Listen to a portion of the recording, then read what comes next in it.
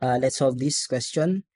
A home experimenter wants to make a 1 ohm resistor from a 1 millimeter diameter carbon rod from a mechanical pencil.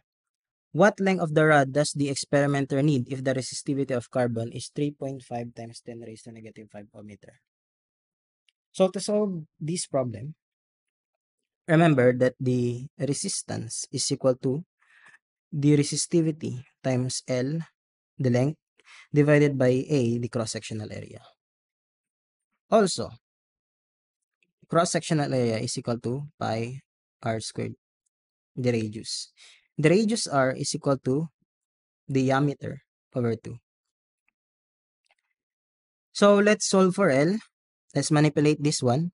L is equal to RA over rho. Now we can solve for L.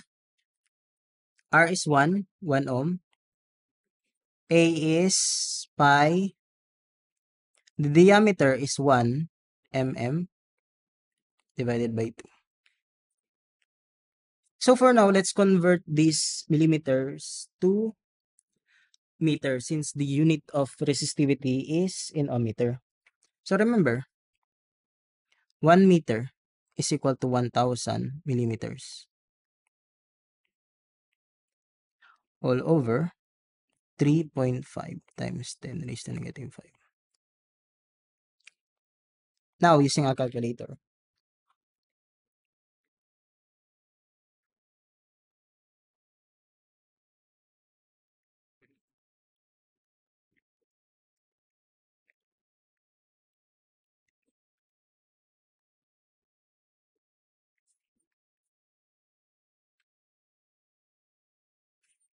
So this is equal to 0.02244 meters.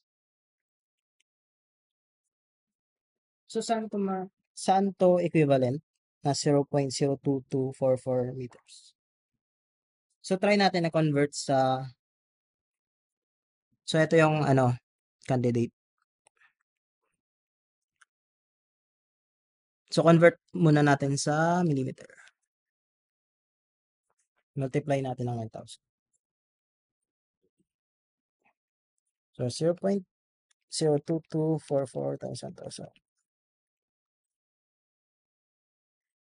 This is equal to 22.44 millimeters. As you can see in the problem, in the choices, the answer is letter B, 22.44 millimeters. So that's all for this video. Thank you guys for watching and see you in the next one.